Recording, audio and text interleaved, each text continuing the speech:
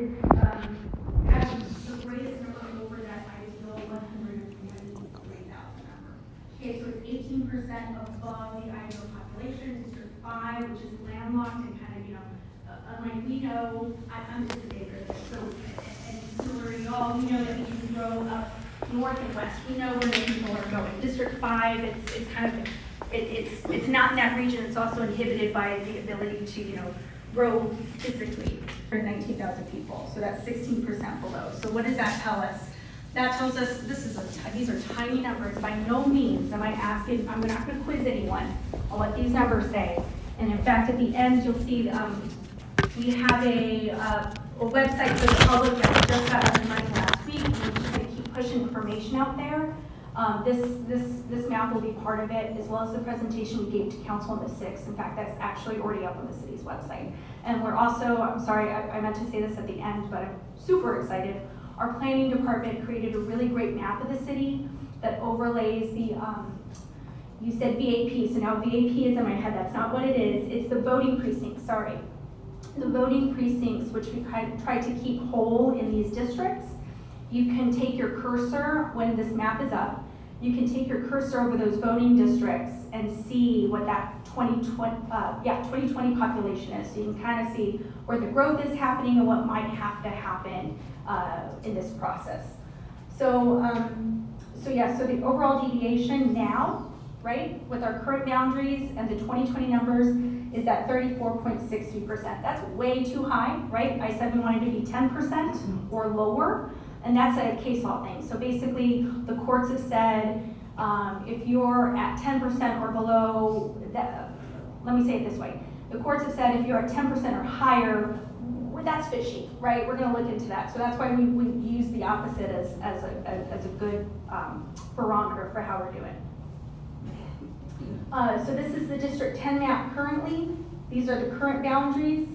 I did want to point out one thing that might be of interest to this, to y'all is you border with District 1. District 1 is a negative 14% deviation. What does that mean? That means they need more people, right? I'm not threatening that they're going to take them from y'all, but they got to come from somewhere, okay? And I by no means am making any speculation as to what the maps will look like. That's why we have redistricting advisory committee to do all that work, engaging with the public. They're the ones that live in y'all's communities and know what those commonalities are, those community interests, and they're your voice and the person who's going to work all that stuff to come out with something. And I have a timeline in here as well. So this is what our District 10 boundary looks like. You can find this on the city's website. I think it's even accessible through the sanantonio.gov Find My Council Member site. So our timeline of what the city is doing. So as I mentioned, in October, we briefed City Council. We began asking our council members and the mayor's office for nominees or appointees, for that committee. We've received them. We're in the process of gathering them for the first meeting. We're hoping to have that in 2021, but given the holidays, right, we're all busy, and there are 23 human beings who likewise have families and commitments, and they want to eat turkey. They don't want to meet with us for 2 hours, but we're going to make them. So that first meeting will be a longer version of this. It will be similar to what we gave council. So we're going to be going over numbers, telling them what their role is, giving them kind of the legalities of the process, and we're going to propose to them a series of meetings. And I'll say this right now, they don't know this yet. Well, the chairs do. We're proposing at our first meeting, we're going to propose for 2022 a pretty aggressive meeting schedule. We want to meet at least once, ideally twice a month. That gives members of the community ample opportunity to come in and have their voice heard before that committee. And times will be day, evening. ARPA, I think, is doing a good job. Sorry, ARPA stands for, I don't work ARPA, so I'm going to forget what it stands for. I apologize. But they're doing a good job of having some weekend stuff, right? Because everyone's schedule is different. So that's where we are. We formed that committee October. Summer of 2022 is when we anticipate that committee proposing to council saying, hey, this is the months-long work we've done. This is the map we're proposing to you. And council will vote on that in late summer of 2022. Why that timeline? Well, because the first day a candidate can file their application for the next community municipal election, which is May of 2023, is January of 2023, right? So those people need to know, hey, where do I run? Okay, have my lines changed? And I would argue more importantly, y'all, the community members, need to know, have things changed? Who is my council person? And that stuff. So we need that time to inform the communities as to what's happened. Maybe they weren't as engaged as y'all clearly are being here on a Monday night. So we want to get that word out to them. And as I noted, May 6th of 2023 is when the next municipal election is. And that's our website. So that was the census website.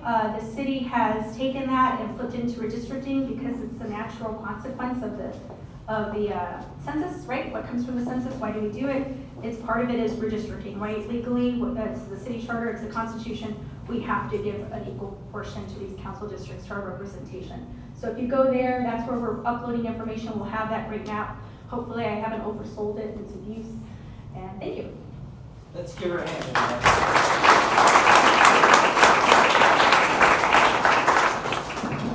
So you're going to be sneaking off pretty soon. Okay, so let me ask, does anybody have any real hot question we need to ask her right now? I don't know if this is a hot question or not, but have they considered another council district, an 11th district? You want me to come up there? Yeah. I don't think I can project that much. That's a great question. And so we have. So we have, but it's not part of this process. It's going to be, so our city charter actually says it defines the 10 districts. And so we want to respect our city charter. The way to do that is to put in front of the voters, right? What do y'all want? So normally when we amend the city charter, it goes through a process. The first is the Charter Review Commission will evaluate the circumstances, the lay of the land. They'll propose language to council, which will go before the voters, and the voters will decide on whether or not they agree with what that amendment is. So yes, but it's not part of the timeline I discussed. It's a longer timeline. So the first time that would come around would be May of 2025. But yes. Okay, very good. All right, I'll do one more, but okay, all right. Thank you very much. You sure do appreciate it. Very good.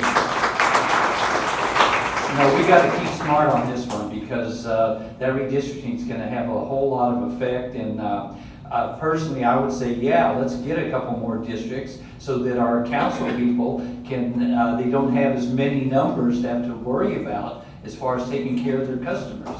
So I hope that happens. I really do. Okay, moving right along, Metro Transportation. Let's hear about what they're going to be doing, their plan, and it'll really be interesting. And for that, we get to hear from Amber Pedersen.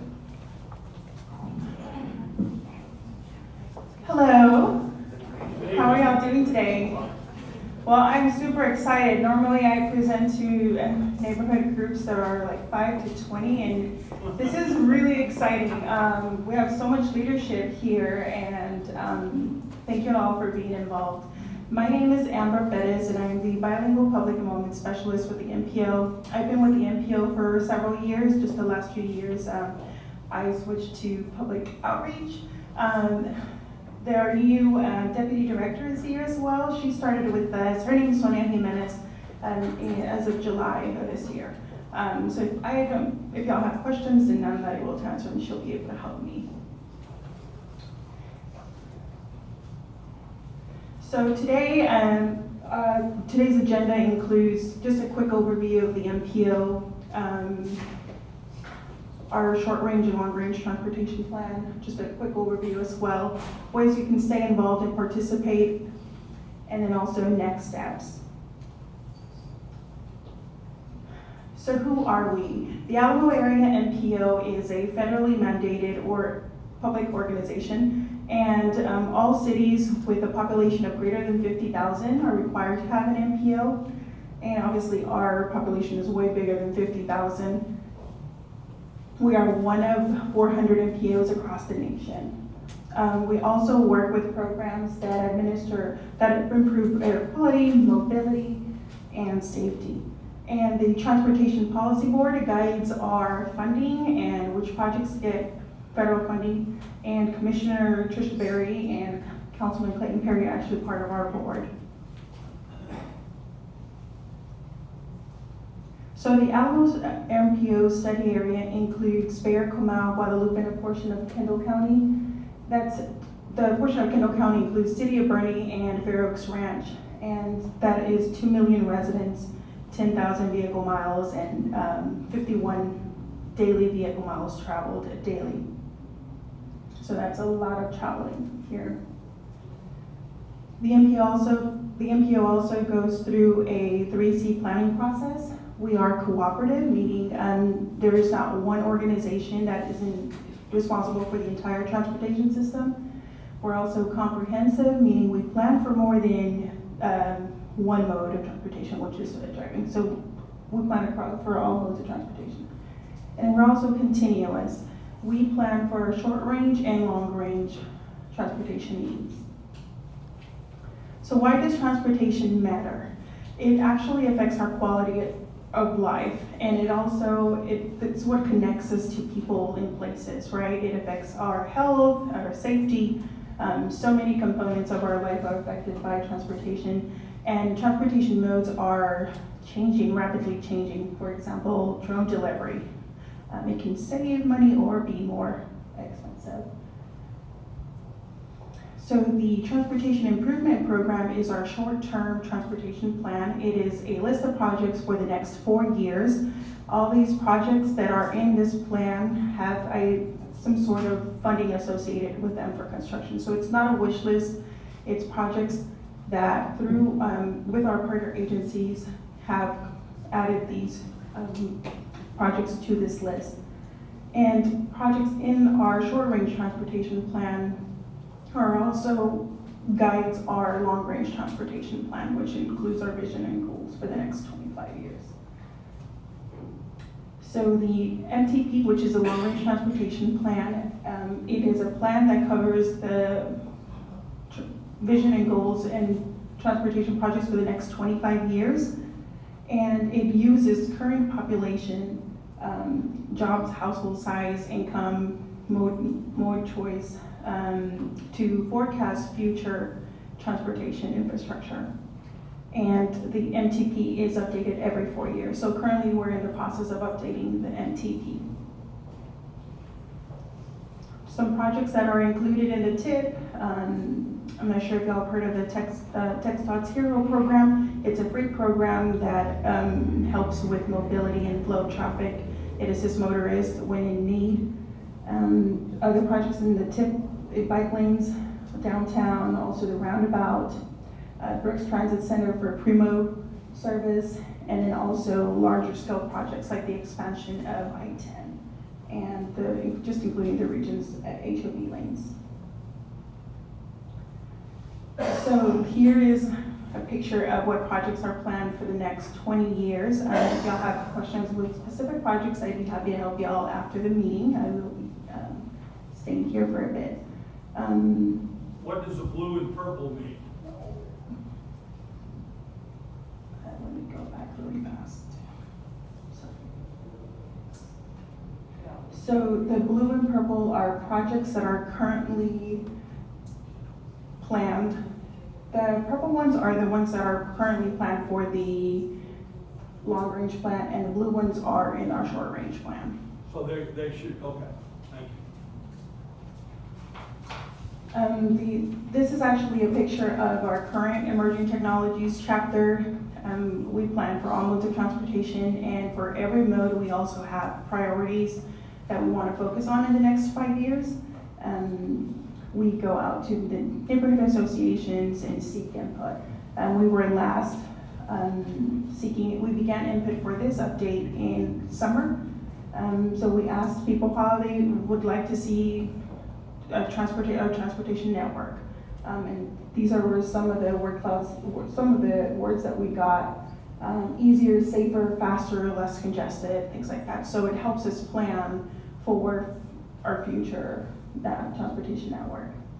So what do we need from you today? Currently, we're in the process of updating our long-range plan, and we're focusing on emerging transportation technologies And now through December 1st, we have a survey that will help us prioritize and plan for those upcoming technologies that we have. The survey is available in English and Spanish. I have some printed hard copies with me that y'all are welcome to take from me, or you can scan the QR code and take the survey as well. It only takes about 5 minutes.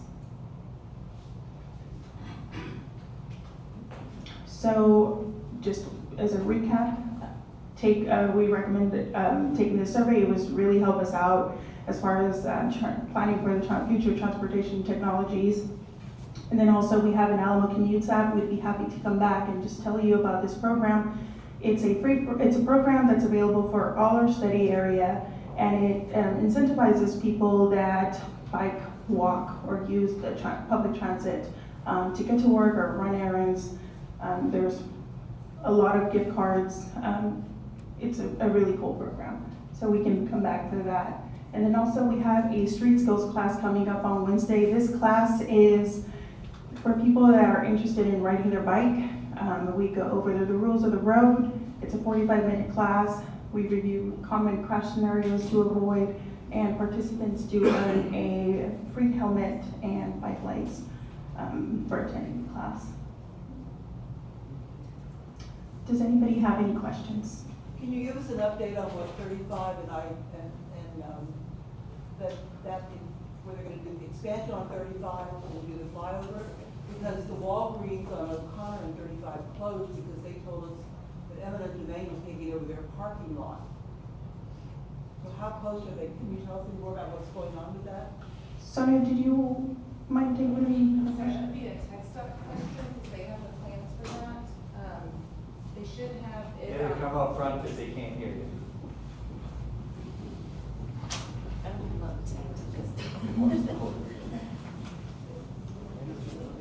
That would be a question for TxDOT, because that project has already moved into construction. I'm trying to find the lady that asked. Because it already moved into construction, but if you look it up under TxDOT, you can go I-35 NEX in the search bar, and it should bring up the information about that. From what I understand, they won't be breaking ground until next year in the spring, and then it's gonna be about a 4 or 5 year construction process. I don't think that they use eminent domain. Typically, TxDOT uses that as a last resort, and they usually pay fair market value for any right-of-way that they acquired during that process. I'm only quoting the manager. And that's fine. We can get you in contact with the man that, the engineer that is leading that effort, and he can come to a presentation to you all if you'd like to do that. He's making the rounds right now. Yeah, so I'll share that information with Councilman Gallagher so you guys can get that presentation. Okay, let's give them a big hand. I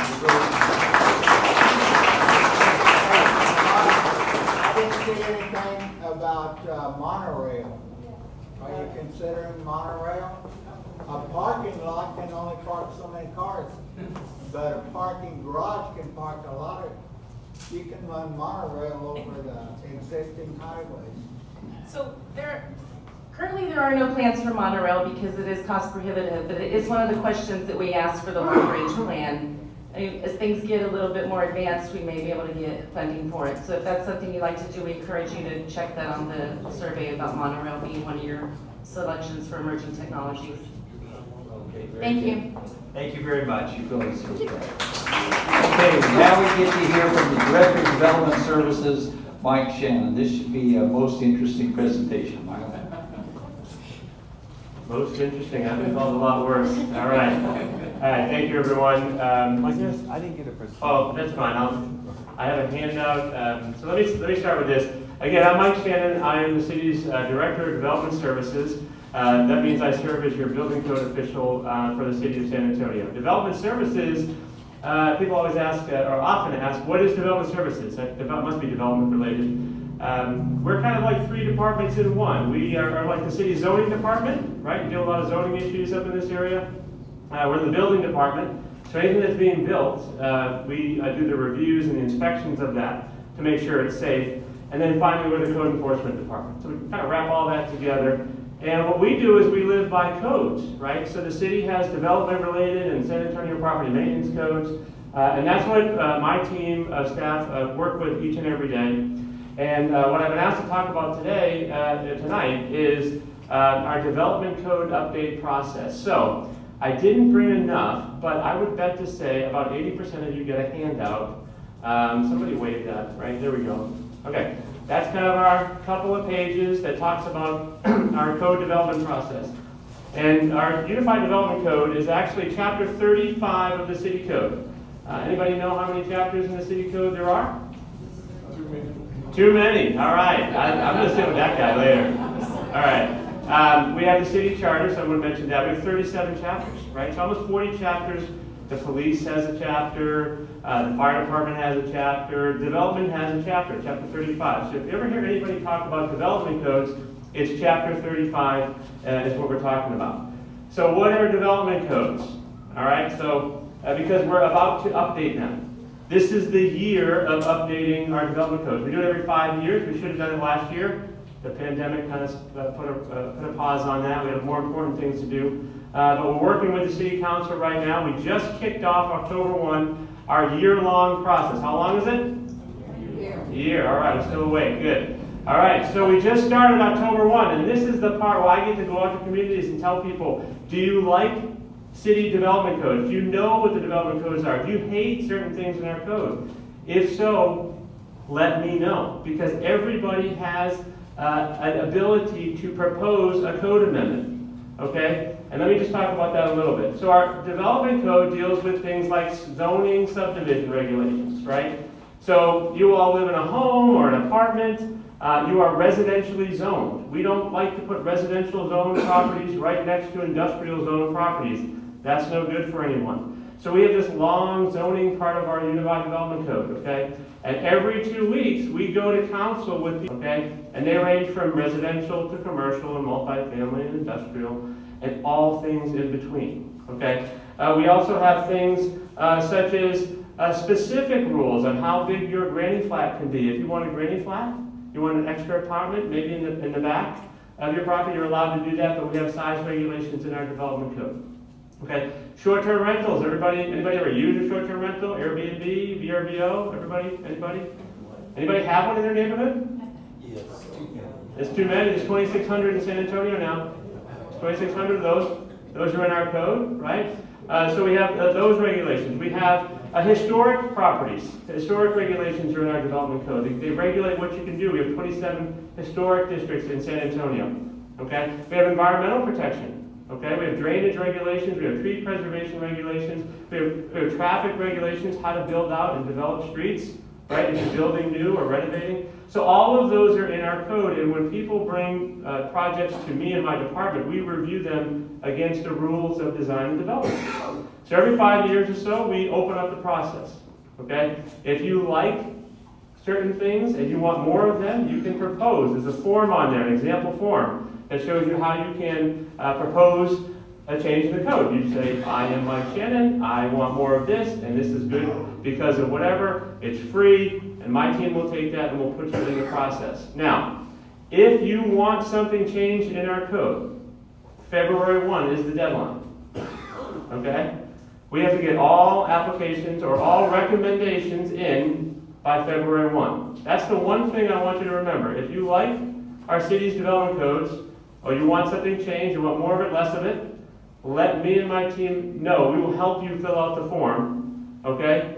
And we can answer any questions you have about what the development code is, because many of us don't know what is in our development code. But you just know something's driving you nuts. Too much of this, not enough of that, right? You can contact us, we'll help you get into the process, okay? So once that process starts on February, I gather up all the code amendments. Last time we did this in 2015, we had almost 300, 290, I think it was 292 amendments proposed. About 200 of those made the cut. Okay, some were very small, they were just clarifications of the code. Some were a little bigger. But it's important, if you have any ideas, to work with either me and my staff, work with your neighborhood association, work with the council office. They will connect you with me, and we'll have that conversation. I have a team dedicated to this process. So what's going to happen after February 1? February 1, we're really going to start going to work. Okay, we have the city's planning commission. And their technical advisory committee, they spend hours and hours and days going through line item by line item, word by word, to see what should happen. What can we make our codes better? Right? More cost effective to build, more better protections for neighborhoods, etc. That's going to last through about October of next year, October and November of next year. So it's a lot of work, a lot of meetings, but every 5 years or so it's important to update the city's codes. And we do that through this Unified Development Code process. It's very inclusive, it's a lot of information, but really I want you to know 2 things. If you have an idea on more or less in the code, right? More of this, less of that, love this, hate that, let us know before February 1. February 1 is the deadline. My team and I will help you answer any questions. Your issue may already be addressed in the code, you may not know it. That is totally okay. But I'd rather you know about it, okay? And our contact information, I'll leave cards, it's on those forms. If you didn't get a form, come see me or get it from the council office, or Mike knows how to get in touch with me. I thought, you still have my number, I know you do. Well, I'm sorry I didn't have a PowerPoint, we had a little something to get a little mixed up, but again, our codes are important because they help define how things get developed and redeveloped. I know you all are very engaged with your neighborhood, so let me know. And with that, Mike, that was my trying to get us back on track. Councilman Perry said I had to give him at least 8 minutes, or else.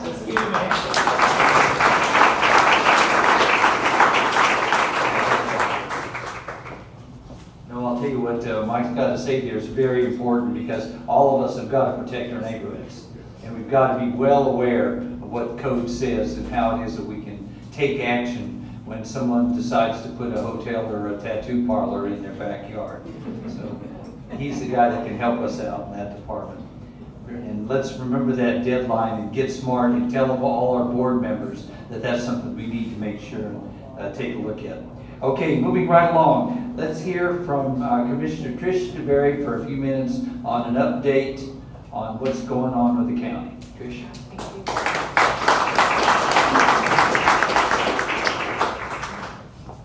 Good evening, everybody. It's great to be here with you today, especially in person, right? It's good to be able to see each other and recognize each other without masks on. All of that is really good.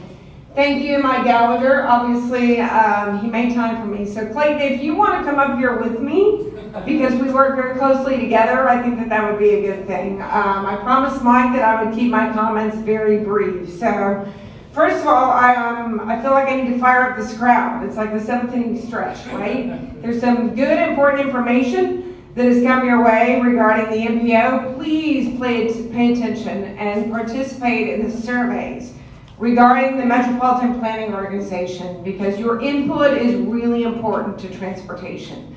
Not to mention about Mike, I would tell you, I think that you need to get Gina Gallagher, who's the district engineer with TxDOT, to give a presentation to you all regarding what's going on, not just on 35, because that was a very good question, but what's going on 1604, increased capacity there to 10 lanes. The interchange at 1604 and I-10. Ladies and gentlemen, we have a lot of big projects that are coming our way. So I'm just going to let you know, from setting expectations standpoint, there's short-term pain associated with long-term gain. And it's not like one project completes and then the other one starts. No, no, no. There will be one project that starts, and probably in the middle of it, another one starts. The first one is the interchange at I-10 1604, which needs to happen. You know, and then we have capacity on 1604, and then we have 35. So, and you know, a presentation so that you, and I will tell you, devote the entire meeting to it, because I think you're probably going to have big questions associated with that. From a redistricting standpoint, unlike the city, put a fork in it, we are done at the county. We did that, and we did that pretty amicably, and I'll be honest with you, Precinct 3, which includes many of you all, and to the north, had the most residents to shed. I probably had 40 to 50,000 to be able to shed. Not that I'd like to be able to do that, because those are good, solid Republican voters associated in that precinct, but you know, really, redistricting is all about equitable distribution and better representation. So I will tell you, from a county standpoint, really, the redistricting process was between Commissioner Justin Rodriguez and myself. And it was very amicable. And long story short, we don't like to split up municipalities so that basically they're serving 2 entities or 2 bosses. So Helotes was split between Justin Rodriguez and myself. Leon Valley was split between Justin Rodriguez and myself. So what we did is Helotes, and I said this, if you don't follow me on Facebook, and please do, because I try to synthesize what happens at Commissioner's Court in 5 hours and 45 seconds. Because I try to synthesize what is important to you all, how it impacts your pocketbook, etc. But what I said on that video was, Helotes, you are all mine now, whether you like it or not. But that means you're only serving one master. So make sure you reach out to me with your questions or concerns. But there was a little bit of movement over in the northeast, which impacts you all, but really more the southeast sector. So just letting you know, we're done. I think for the most part, it was a good process. And like I said, it's always a healthy process, and I was blessed and honored to be in the seat when every 10 years we tackle redistricting. Number 2, tax cut. I fought very hard for that, as did, which is why I wanted to bring Councilman Perry up here. It's a lot easier on Commissioner's Court for me to get 3 votes to be able to do something than for him to get 6 votes. And not to mention the fact he's got a far more progressive council that he's got to be able to deal with. But we did get you a small property tax decrease. It doesn't mean that we're not going to still fight for appraisal reform, because that's hugely important. But we're going to focus on incremental change. Next year, the Bexar County Hospital District regarding a tax exemption, and I'm going to fight for countywide a tax exemption, not just for the elderly and veterans, but up to $5,000 in exemption across the county. So we're going to continue to focus on that. Lastly, I'll tell you, Precinct 3, we have never had a precinct office in the precinct. 536,000 people and we won't have one? What? That does not make any sense to me. So, at 281 in Inter Park, where the constables are located and the JP is located, we will be opening up a precinct office right there, meaning marriage licenses, license plates, taxes. We'll have drive-through lanes associated with that there. I will be there probably 2 to 3 days out of the week. So you all should not have to come all the way downtown to be able to access your county commissioners. So January, February, it's all about convenience and accessibility. We will be there. We'll have a grand opening, so I hope that I see you all there. So thank you for the opportunity to be here today, and you have a great city councilman in Perry.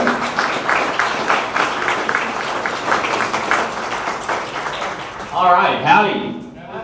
Oh, come on, howdy. All right, better, much better. I'm going to kind of breeze through this very quickly because there's an item that was discussed tonight that is on everybody's mind. But number 1, we just passed the city budget. What was that? $3.1 billion. Went over $3 billion.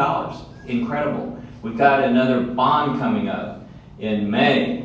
$1.2 billion. We got this ARPA money coming in at $350 million. I have said this before, this city is drunk on money. Because you know why? They're wanting to fund everything that they can with this money instead of what we should be funding. Like better streets, better drainage. And you know, that's what people want.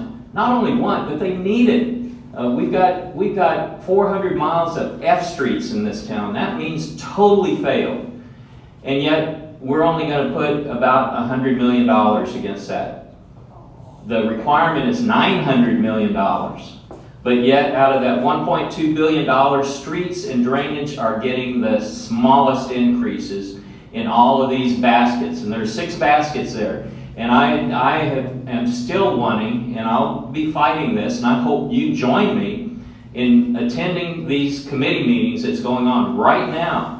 Whether it's streets, whether it's housing, whether it's parks, all of those buckets need to be emptied a little bit and put into the streets and the drainage here in this city. So get out there. We publish the meetings, the times, and everything. Navia, aren't we doing that? Yep, Navia is putting that out there as much as we can to generate your interest to go to these committee meetings and tell them that's what you want instead of these shiny things out there. So that's very, very important here to District 10. Need your help on that. So that's the bond, ARPA, same way. We're having meetings on that right now as to where that money is going, that $350 million. And it's not going to things we need. It's going to, again, all these shiny things out there. So those meetings are going on. In fact, we had ours in the senior center just last week, Wednesday, I think. So I hope that there was some conversation about that at that meeting to help the staff say, yeah, maybe we missed the mark on that. Let's go back and take another look at that. So I need help with that as well. I want to address the one issue that I think applies to everybody, certainly. But show me a show of hands. How many of you want to be redistricted out of 10? All right? You want to go outside of 10 into District 1 or 2? You don't want to stay here in District 10? I'm in District 9. Okay, well, dang, Bob, I tell you what. Rick is wanting to come into District 10. So, let me tell you, I am very concerned about this, and I disagree with Councilman Gallagher on this, and we don't always agree on everything. I think we should stay at 10 districts plus the mayor, and here's why. If we add 2 districts to this city, it's no telling where you're going to end up. Every district is going to be affected. Now, if you remember that chart that they put up there, District 10 was within that 10% range. And I'm saying, I want to stay the way we are. I want District 10 to stay District 10. And the neighborhoods staying in District 10. And that's why I called on Councilman Clamp and Councilman Souls to be our representatives here with that goal in mind. We're within that 10%, let's stay there. We don't need to change anything here in District 10 because every neighborhood I go to, everybody's scared. Are we going to be put into a different district? I don't want to see that, and I hope we stay here at District 10 and not gaining 2 extra districts. You just heard Trish saying she has, how many people do you have in your precinct? 536,000. 543,000. I have gotten around, in 5 years, I've gotten around to more HOAs and neighborhood associations in this district. I think I'm continually doing that. That's my priority. We have never turned down any HOA to come into your meeting and address issues with you. We haven't done that. In fact, I've started this road show that right now, nobody's on the list to say, hey, we want a road show coming in with these departments to come in and talk to us. So that's available. I have no issue with keeping it at 143 or 150,000 people here in District 10. I can do it, and my successors will be able to do that. So you need to, if you want to keep things the same or if you want to change, that's fine. Get with Councilman Clamp or Councilman Souls to affect that. Now, let's talk about District 10 parties. We're going to do the Christmas party or holiday party this year again. And it is going to be December 13th. We'll send out plenty of information on that. Right, Navia? We'll be sending out a lot of information. December 13th at 6 p.m., same place. Morgan's Wonderland in the gym there. And we've always had great times in there. And it's free food, free everything. So, yes, 6 p.m. On December the 13th. So hope to, I'm sorry? Toy collection? Oh, yes.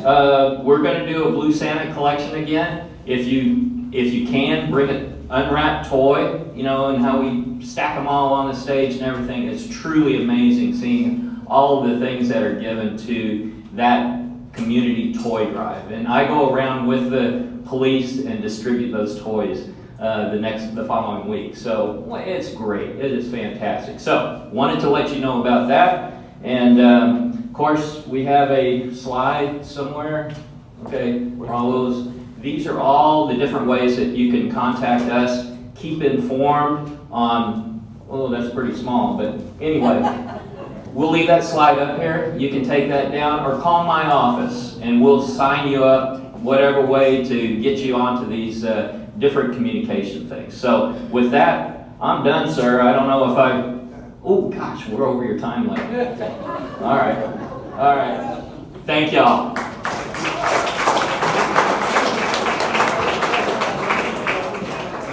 If your district wasn't so big, you wouldn't have taken as much time. Councilman, here's why everybody shows up. I'm gonna have to ask your help in pulling out a winning ticket here. We've got these 3 beautiful bags of door prizes, plus Joe has brought something very, very special. Joe, you gotta go back there and hold that up so people can see it. And that'll be the last item. So the first one will be one of these bags up here. Roll, if you don't mind picking the first one up. Thank you, Councilman. The winner is, yeah, beautiful. Okay, the winner is for the first door prize that Roll is picking up right now, 3107. 31. We have a winner. Carol won one.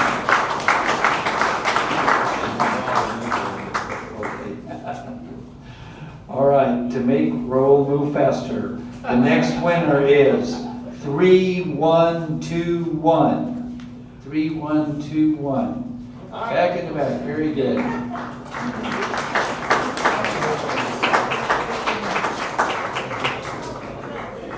Okay, one more bag of goodies up here in the front, and it's 3113.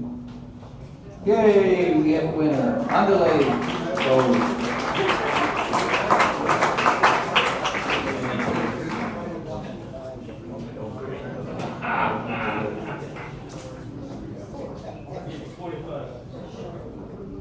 Okay, now for Joe's beautiful centerpiece, and whoever wins this, she's got special instructions to go along with it, so you don't burn your house down.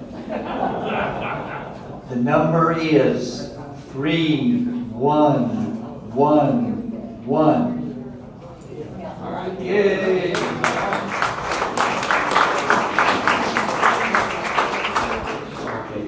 And here's the councilman's lunch. And he always takes you to a very elaborate location. Yeah. Not yet. 3086. Who is the winner? 3086. Lunch. Nobody wants to go to lunch with me? Oh, you got one. All right. All right.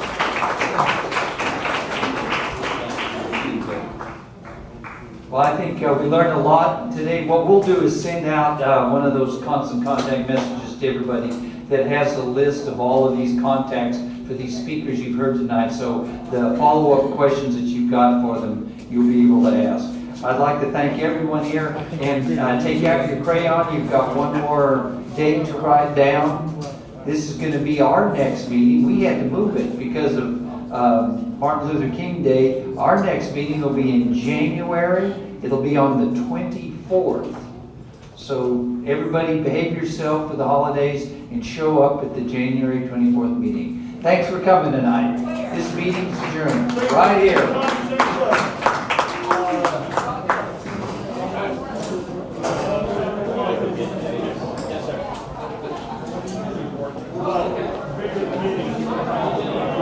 Bye, Amber. Take care.